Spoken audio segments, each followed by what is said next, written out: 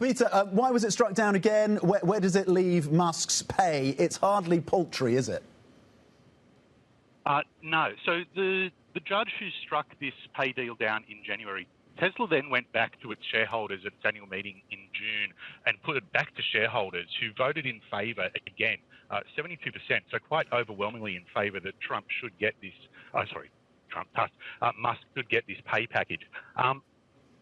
Went back to the judge who delivered her ruling today for very similar reasons that she struck it down in January. She said that the board really capitulated to Musk's terms. It didn't negotiate with him. It could have. There were other amounts that it could have offered him. Rather, it's just been taken to shareholders as it's this big package or it's nothing and nothing in between. Tesla have said that they will appeal that decision. At the time that it was granted back in 2018, it was worth about $2.6 billion to Musk. When it was struck down in January, it was worth $56 billion.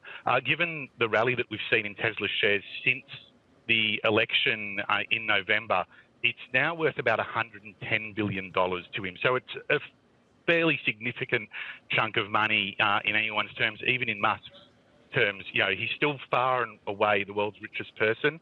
His net worth is about $353 billion at the moment, according to the Bloomberg Billionaires Index.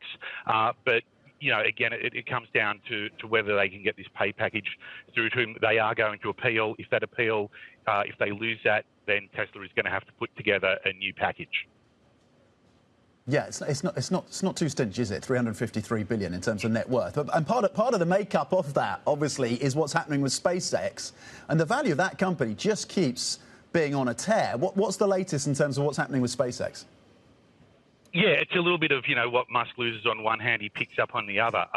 Bloomberg had a story this morning that SpaceX is going to conduct an insider share tender. So this is an opportunity for employees and early shareholders to sell stock back to the company.